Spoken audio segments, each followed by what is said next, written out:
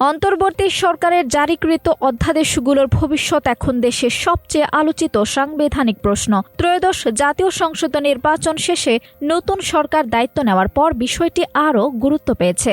বিশেষ করে 12 মার্চ বসতে যাওয়া সংসদ অধিবেশন ঘিরে কৌতূহল চরমে।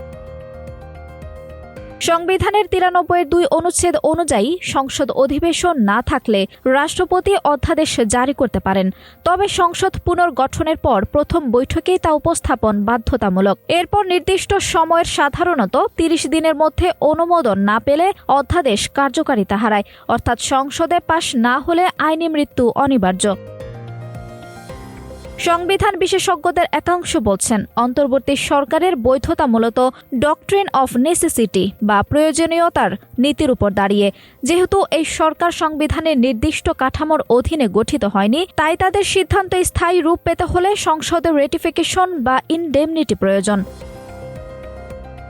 অন্যদিকে 2026 সালের ফেব্রুয়ারিতে অনুষ্ঠিত গণভোটের মাধ্যমে কিছু মৌলিক সংস্কারে জনসমর্থন নেওয়ার উদ্যোগও আলোচনায় রয়েছে। বিশেষজ্ঞদের মতে, জনগণের প্রত্যক্ষ সমর্থন থাকলে সংসদের একতরফা বাতিল রাজনৈতিকভাবে জটিল হতে পারে।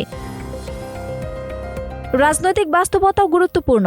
বড় দলগুলো চাইলে অধ্যাদেশ প্রত্যাখ্যান করতে পারে, তবে নির্বাচন কমিশন বা বিচার বিভাগ সংক্রান্ত সিদ্ধান্ত বাতিল হলে সাংবিধানিক অচলাবস্থার ঝুঁকি তৈরি হতে পারে।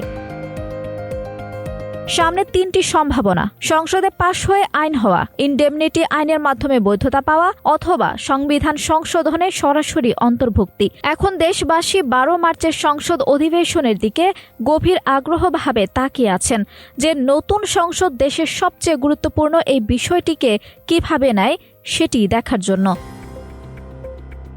আঞ্জুম হক আরবি, টাইম নিউজ ডেস্ক।